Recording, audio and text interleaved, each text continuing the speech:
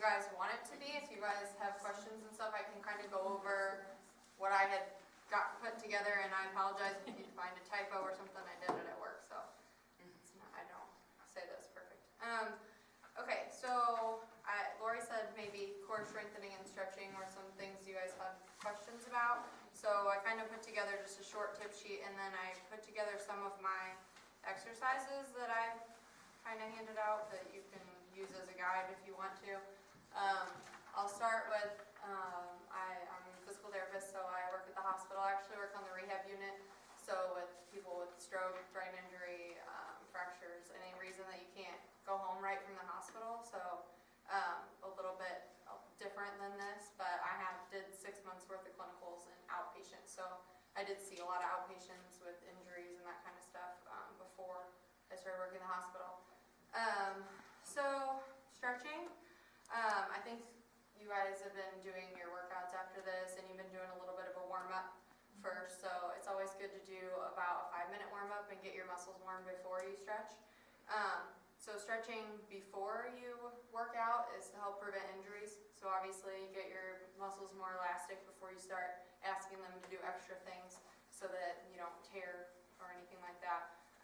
The stretching that's going to increase your flexibility overall, if you're looking to do that, is stretching after your workout. So when you're fully warm and your muscles have exhausted their potential, that's when you're going to see the gains that are more permanent if you're trying to increase your flexibility overall. Long sustained stretches are obviously better. So the ballistic stretches, like where you're moving around a lot, are good for sport activities. So that sports where you're going to be doing a lot of ballistic movements, a lot of back and forth movements like tennis or something. But if you're trying to increase your flexibility and prevent injuries, you really want to do like a long sustained stretch, at least 30 seconds, if not more than a minute, if you're really trying to work on that.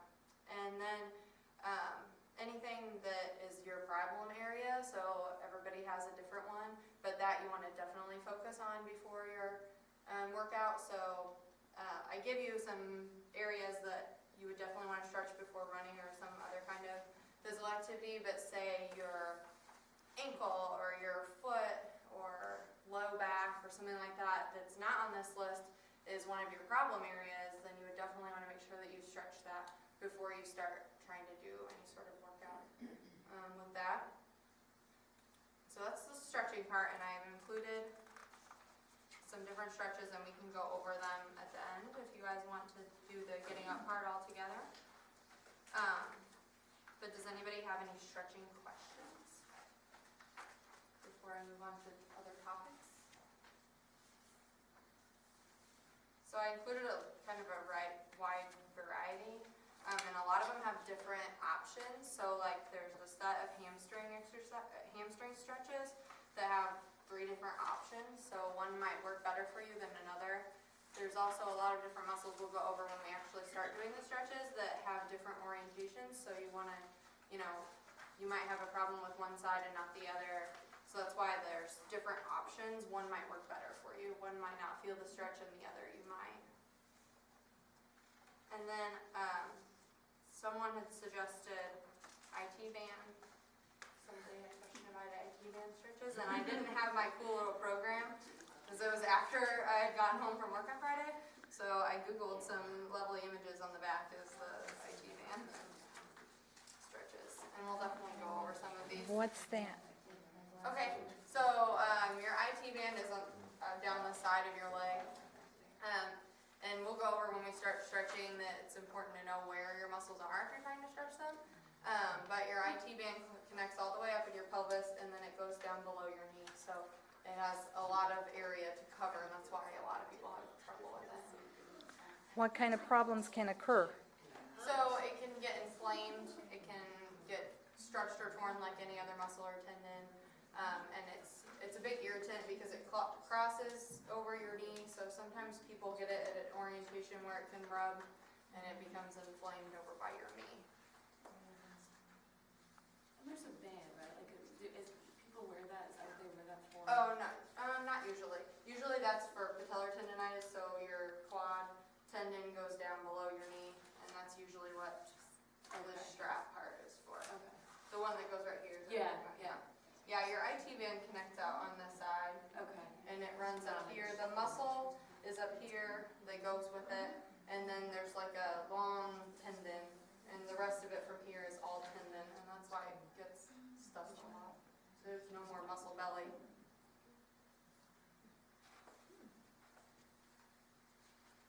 Is there anything that you can do for that once it's already inflamed, but you're not going to decrease your run? Right, that's what I was gonna say. You're not gonna like my answer is gonna be that anything that is mad, so it's inflamed, it's mad at you, and it's like, stop doing this.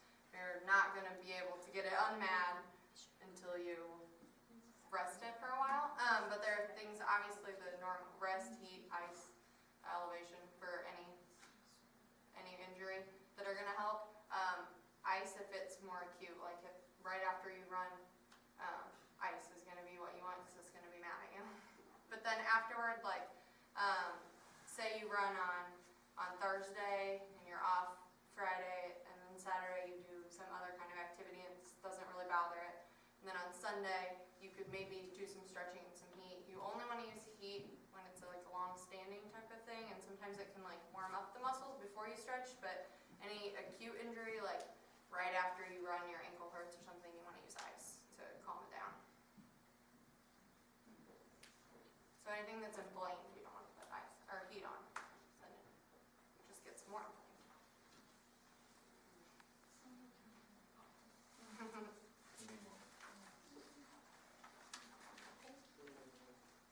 Thanks. So would you guys prefer to get up and do some stretches now and then go over the core stuff? Stretch now. Okay, That's good. sounds good to me. Okay, so I think I'll start from the bottom and work my way up. I just printed a lot of different things in here, so I'm not even sure some of them. But let's go to the second to last page. We'll start at the bottom with your ankles. So I think everybody, when they go to stretch their ankles, does the runner stretch, you know, the typical. We don't even know what we're doing. We just look at everybody else. Yeah. Oh, that was good. We'll do that. So the back of your calf, everybody knows, gets tight. So a lot of people do the runner stretch, and that would be with your knee straight and your heel down onto the ground. Some people don't realize or don't think about there's two muscles that make up your calf. So you want to do one like that is fine. You want your knee straight and your heel to be on the ground. So if it's lifting up, then it's not really stretching that tendon all the way down there. So just however far you have to reach out to get your back of your calf to stretch. You also want to do another stretch after you've held that one with your knee bent. The second muscle that is in your calf does not cross your knee. So you're not stretching. You want to stretch them individually because you may have a problem with one and not the other one, and you might not know. So the picture on the bottom, the guy has his hands up against the wall, you know, and he's doing the runner stretch, and he's got one with his back knee straight, and then he's got one bent slightly. And should we hold it for like 10 seconds? So 30 to 60 is ideal, yeah. So obviously if we hold all of these for 60 seconds, we're going to be here forever. So I'll just kind of go over them, and then areas that you think are kind of an area you'd like to stretch, then definitely make sure you focus on those. The other one that I have on there in the middle row are both for ankles also, and that's just another option if you want to do the, you know, when you're sitting down, you put a towel or something over the ball of your foot and you can pull. That's just another option if you're like watching TV or something, you know, that you, if that's really an area you're focusing on. And then the incline stretch, so an important thing about that, I'm going to stand on that way. That sounds really bad. So you can put a book on the ground and put your feet up on the book. So it would be like this if this was tall. And then the important part is you want to make sure that your heel is on the ground. So some people will do that like on a step, you know, on a stair step. You'll see they stand with the balls of their feet and they let their heels hang off.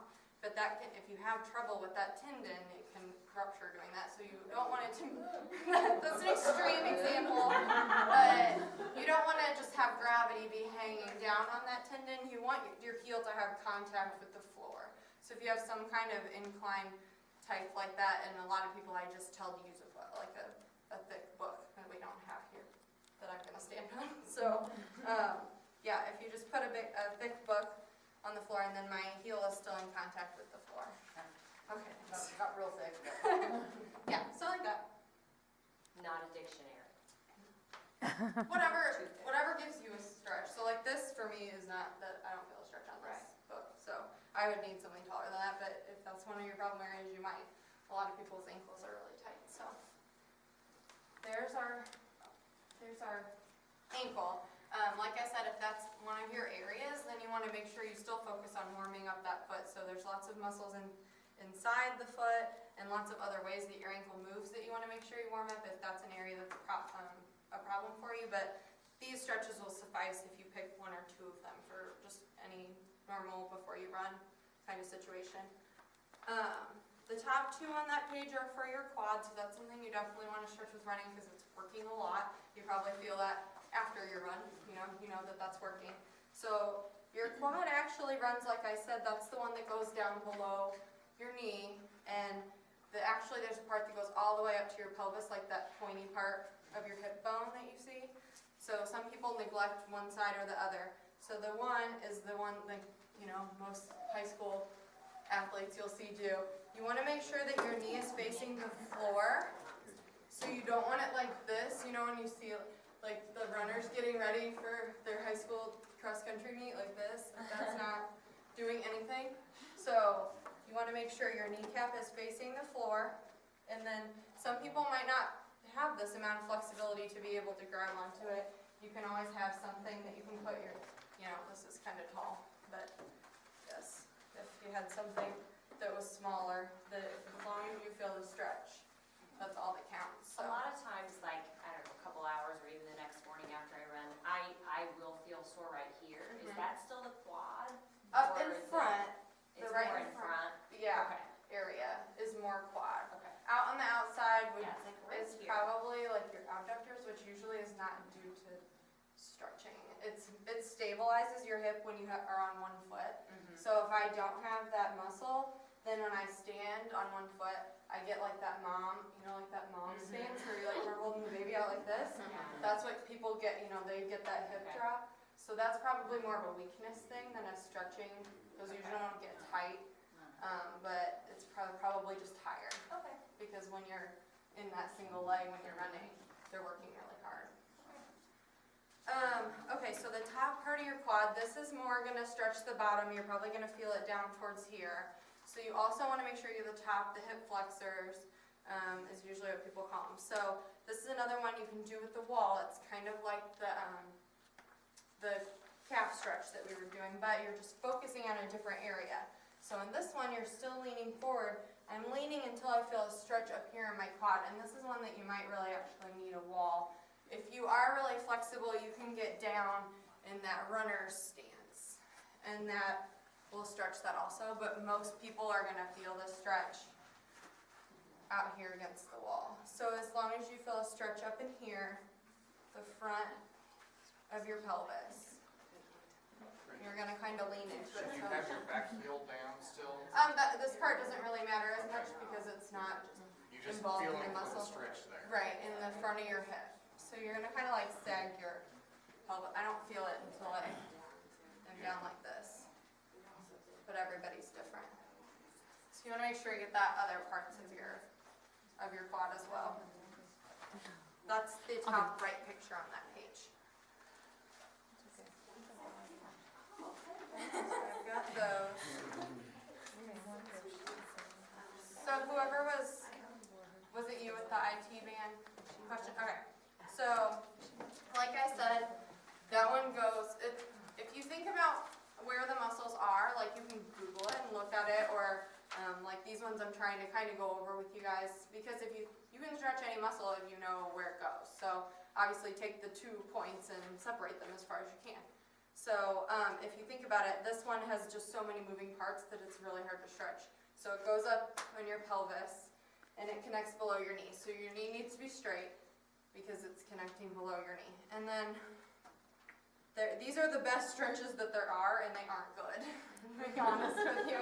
So as long as your knee is straight, and then you're gonna want your pelvis to go out.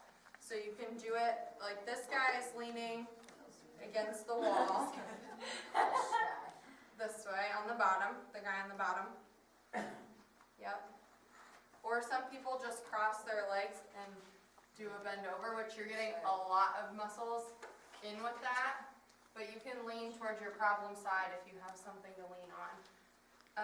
And then the middle picture is this one that a lot of people do for IT band.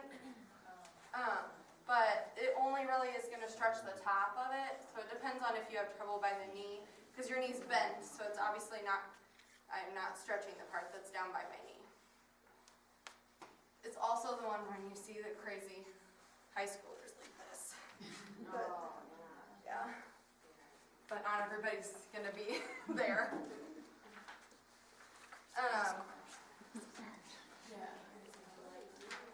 So that's not one that I would be stretching like before you run unless that's your area that you have trouble with. It's not like a muscle that everybody is going to stretch. Okay, so hamstrings would be the next one up. And that's the one I said I included 3 different options for that, because there are there's 3 different muscles in that, so you might have problems in one area and not the other. The important part of your hamstring stretch is, you know, the bone where you, like if you have like a bony butt and you're sitting on like bleachers, you can feel it. So that's the bone that connects with your hamstring. And then it connects below your knee. So your knee needs to be straight since it connects below the knee. And then the important part is you need to kind of bring your butt up in the air, like if you tuck your tailbone up. So if I am in high school and I always use the high schoolers as an example, but like if I'm just trying to like stretch them out like this, I can come all the way down to the floor. But if I actually tip my toe, I get my knee straight and I bring my butt up in the air, I can only go to here. But if I let my butt sag and I curl my pelvis, I can come all the way down. But I'm not stretching my hamstring. So I'll kind of exaggerate it. This would be like you're tucked under, which we'll go over later with core.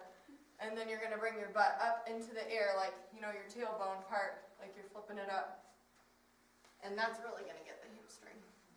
So that's the important part in that, is that you understand the pelvis part, or else you're only stretching your knee. The other options were laying down. I like this one the best, but I will also give people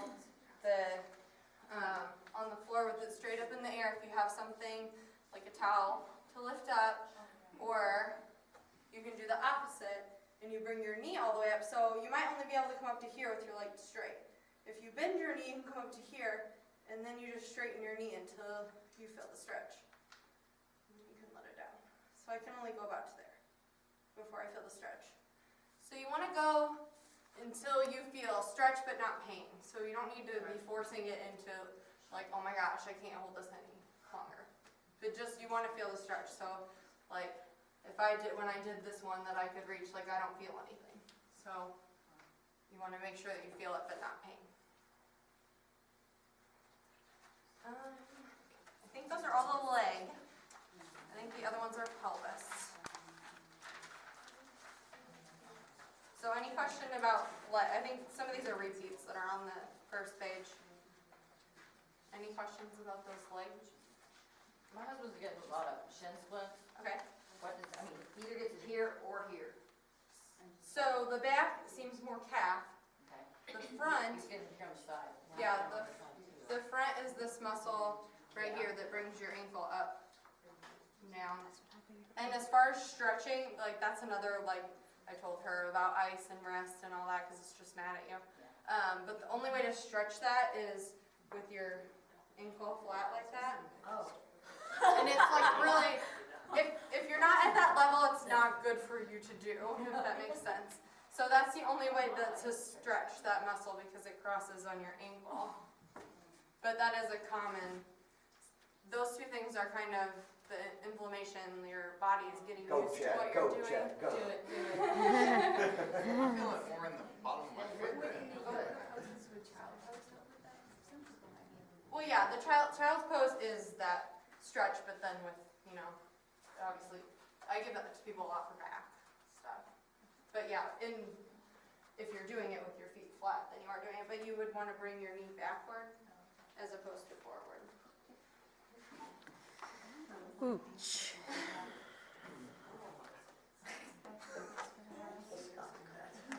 Yeah. That was, once again, probably not a stretching problem, it's probably an overuse problem.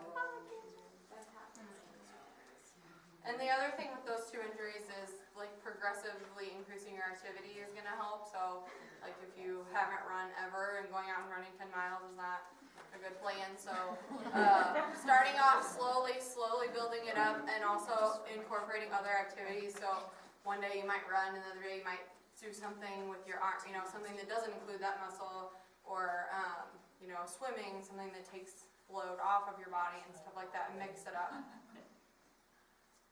So the other ones are hip. This is something I would only really do if that was my problem area, probably, was low back. Like we were talking about child's pose and like your knees to chest kind of thing. If this is your problem area, so laying down, knees into chest, and then the adductors, have your, you know, the Indian style type pose, if those are problem areas for you, like up in your groin and pelvis.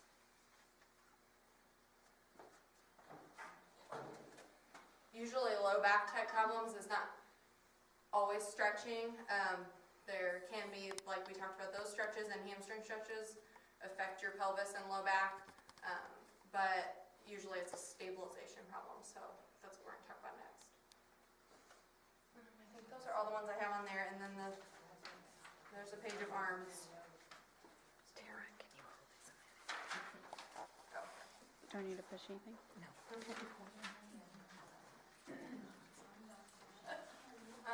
So arms, a major area that people need to stretch is their pecs. So usually we're all at work and we're like over a computer or sitting at a desk and our back gets hunched. So usually the muscles back here get weak and the ones on the front get really tight. And then any activity is going to stretch, you know, then your muscles get angry at you. So the pecs is a really important way. I think I only have 2 on here. There are 3 different orientations of muscles of your pec. I think it's the first, it's after the hamstrings.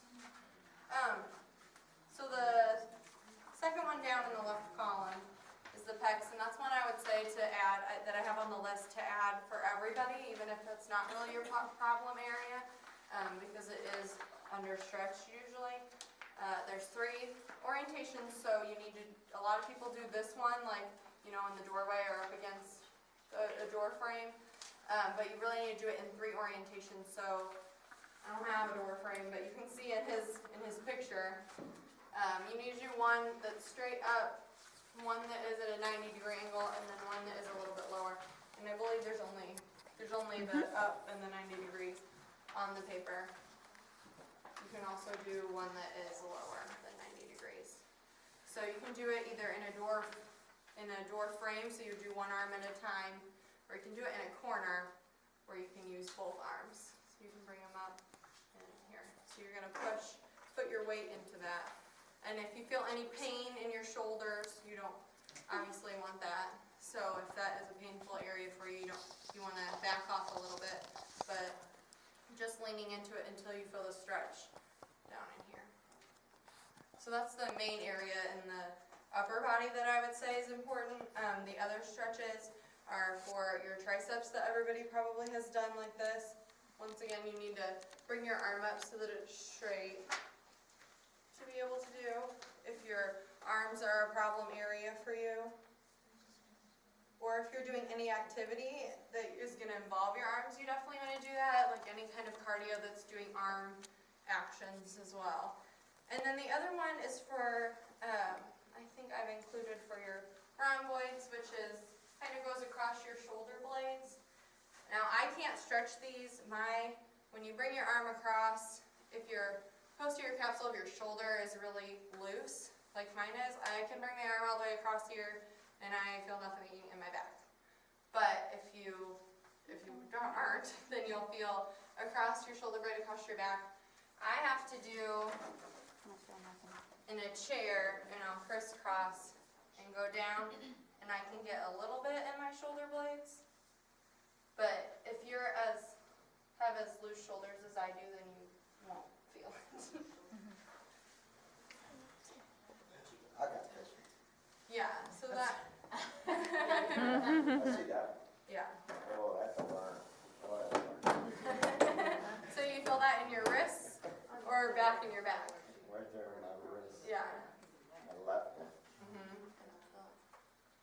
So that's one if that is one of your problem areas. And then these other two that are on this sheet are additional thigh ones. If your inner thighs are an issue for you, they connect up in your groin. So if you get a lot of groin pain, like inner thigh pain, it could be because of that. This last picture on the bottom in the left-hand column, I think I typed it, but I don't like how this picture was. I wanted this stretch, but they're pre-made pictures, and I don't think, nobody should be going down, I can't even do that, going down as far as this guy is, because he has his feet in so far that he's just bringing his knees over, and that's not good. So you don't ever want your knees to go over your ankles. So that's what he's doing. I don't like that. I like to bring out to the side, and then you're pushing in here, and then that gets the inner thigh. So he is down way too far. I wouldn't bring your butt down any further than your knee, or else you're probably doing something in there wrong. This is another one that you can kind of play with. There's different orientations. There's a lot of muscles in there in your inner thigh. So you can kind of play with and find what area you need to work on. I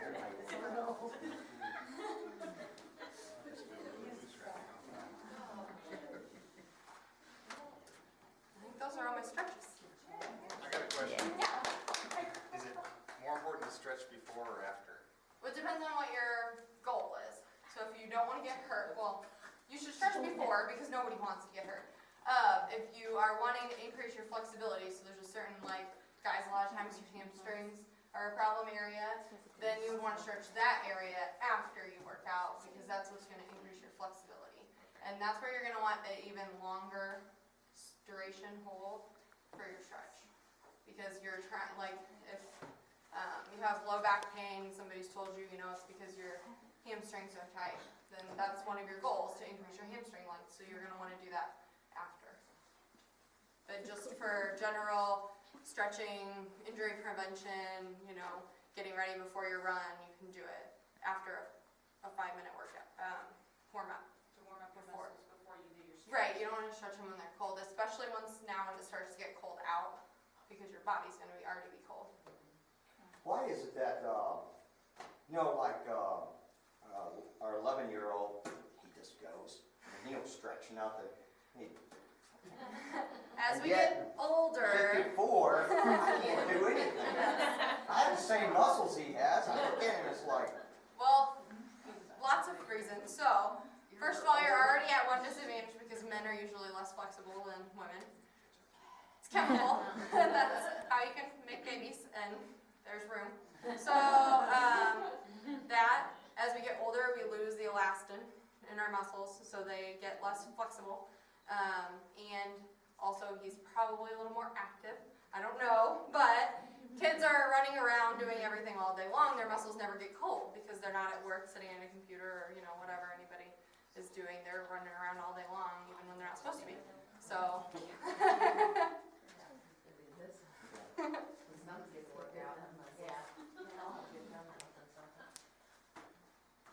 anything else about stretching? Cool. Okay, so we can go back to the front. And here's the you guys want your own. And talk about core. So the bottom box will tell you why. So obviously having a strong core is going to keep you in alignment. So we talked about alignment with stretches, moving the points apart so that they can stretch. Everything in your body has a certain alignment, and as we get older, different things have happened to us throughout our time. We've had different injuries and all kinds of things. We can get out of alignment. So having a strong core brings everything into alignment, and that's gonna prevent injuries. So if your muscles are not being, so you're making your muscles work hard when you're working out. If they're working hard in a way that they're not supposed to be lined up, then that's what's gonna lead to injuries. So that's one important reason to do core stabilization, because it keeps everything in alignment. That's where it's supposed to be. Also, it decreases translation. So if you think about like your spine has all those teeny little muscles, and it's going to be more efficient for all of those to work together than if everything is trying to move different ways. So if you thought about like if you were running and trying to like do overhead presses while you ran, that would take a lot more energy. So if your body is trying to keep everything together while you're running, it's doing a lot more work than it needs to do. So if it's already strong and already together, everything's where it's supposed to be, it won't have to work on that, and it can work on what it's supposed to be doing, which is getting you stronger, or running, or whatever your goal is. And then also your core doesn't just include like your six-pack abs, your muscles that everybody thinks of, and right down here in your stomach. There's also your back has a lot of stabilization muscles, like we talked about the rhomboids up by your shoulder blades, all the way down through your low back, even in your neck. There's different muscles that stabilize.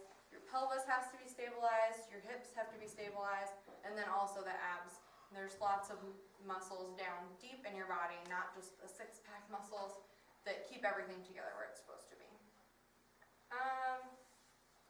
Let's see, so general tips, we'll go to the tips part. So anything for core strengthening, you need to keep your back in a flat neutral position. So earlier when I was showing with the hamstrings, if I'm stretching my hamstrings, that I want my tailbone up. So if I'm doing anything with my core, I should have worn a tank top. I'll exaggerate for you, but you want to have your butt tucked under. So this would be out like for a hamstring stretch, and then this would be tucked under like if you had a tail, if your tailbone had a tail and you were going to tuck it under. So you want your tailbone, your pelvis, and everything to curl under, so you guys can see, and that's using my abs to strengthen. So that's the position you want to be in for any type of core activity. We'll go over it, it's easier to understand on the floor, but when we get to that part. And then quality is more important than quantity, so I don't care if you can only do 1 rep of whatever core activity, that's better than doing them wrong, doing 100 wrong. So it's not going to help you at all if you're doing them wrong. Obviously the goal would be to increase your time, because the core muscles work all the time in everything you do, so they need to have a lot of endurance. They don't need to have a lot of strength like the bodybuilder guys with the six-packs have a lot of strength in their core muscles. What they need to have is endurance, so you need to build your way up to doing more. But at the very beginning, you want to do them the best technique that you can and not worry about doing 100 of them. Any side bending or twisting activities in anything you do, you need to be engaging your core, because that's contributing to that malalignment I was talking about. So anything where you're having to twist, like if you have a job where you have to do something and put it over here, or you're like doing dishes or something, you're bending and twisting a lot, you need to be activating your core to prevent any injuries. And then keep breathing. So a lot of times people hold their breath when they do core stuff. When we go over the floor stuff, it's really easy to be concentrating so hard that you stop breathing. So you need to obviously keep breathing the whole time. If with any exercise you want to breathe on the contraction part of the exercise. And then, so I put a plethora of core exercises in here because everybody's going to be at a different level. And I put some stuff in here with the Swiss ball if anybody is really interested in doing their core, or they have an injury or something that they really need core exercises. It might be an investment if you want to invest in a Swiss ball, because anything that creates instability inherently makes you stabilize yourself, and that's going to be a good core activity. So that's why those balls and those kind of things work.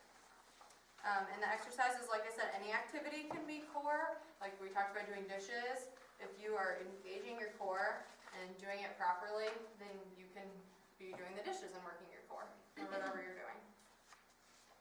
Use gravity, we'll talk about that in the examples. The more complex, the better, because you're having to think about different things while you're engaging your core. So if you think about your body when you're running, how many different things your body has to think about in order for you to be running. So it doesn't have time to think about contract my core, stabilize every single tiny muscle in my back. You want to teach it to do those things while you're thinking about all kinds of other things, doing your job at work or lifting your kids up or, you know, running or anything. And then side bending and twisting helps with the oblique muscles. Like I said, make sure you keep a tight core, but you don't want to neglect those side muscles. And it's also good for getting rid of any problem areas, aesthetically also. So I just wanna make sure I got it, so the core should be stabilized when running. Your core needs to, your stabilization muscles need to work in order to help your running. So the stronger you get them in doing exercises, the more they can help you. You're probably not going to be running and thinking about contracting the whole time. That's also going to contribute to the inefficiency, like we talked about. You're not going to be able to run as far if you're thinking about, I need to squeeze my abs the whole time. But if you work them in other activities and other exercises, then they'll learn to stabilize yourself, automatically. Like when you pick a heavy box up, your muscles just automatically know, protect myself. When you have a surgery or something where they cut through those muscles, they forget to work. And then you have to, that's why people go to therapy and you retrain them to work again, because you want them to automatically contract when you're going to pick something up. Yeah. What you're talking about sounds about like a person we know, and that person is me. I am a burn survivor and I have seen that on my left arm and left leg. And you're a physical therapist, I'm going through physical therapy. That's like a number of years ago, my left arm, I couldn't even move it about halfway of it. Now I can move it like that. And it's like my right leg, I can bend it all the way up. But my left leg, I can just bend it about here. What's your opinion on that? So your tissues, like I talked about, as we get older, we've been through, right, we've been through more things. So you've been through even more things because you've had a specific injury to that place. So it's gonna take longer and more sustained stretches to, how long has it been? Years or? Okay, so you're fine. So you can do any kind of stretching to that area. Obviously consult with your doctors or your therapist that you're working with now, because I don't know your specific situation, but your tissue has healed enough. Obviously the first couple of months it wasn't healed enough to stretch all the way, but now it's been a long time, it's healed enough to stretch. So you can do any stretches that you tolerate. You want to take it to that level where you feel a little stretch, and yours is going to be more of a skin tightening stretch. You're going to feel the tightening in your skin, not necessarily in your muscles, but take it to that point where you feel a stretch, where you feel like you can't go anymore, and you want to hold it there. So it can still make gains. Eventually it will scar down. So it depends what stage you're still in, and there's things you can do to work on that with your therapist. But once it scars down, sometimes it's a lot harder to get stretchy. Does that make sense? Okay, so we can go over some stuff if nobody has any other questions. So the main thing I'll show you from on the floor, it's a lot easier to understand. Again, I'll exaggerate. I should have worn some. So I'll exaggerate when you're on the floor. So if I have my back arched, I can fit my whole hand through here. So what you want to do is you want to flatten it. So you want to kind of tuck your butt under. So like your tail is tucking under until your back is flat. So you should be using your stomach, and you're tightening until your back is flat against the floor. This is the position. This is the position where you're using those tiny, tiny ab muscles that are in there to protect your back. So this is what's important for normal people that aren't bodybuilders. So if you think about arching your back a little bit, probably not as much as I did. I was kind of trying to, prove the point. But arch it a little bit, and then if you're having trouble getting that contraction, you can push your feet into the floor, and that'll help you to get that roll back. So if you think about your pelvis, your hip muscles, those pointy, or your hip bones, the pointy hip bones, will roll under, and your tailbone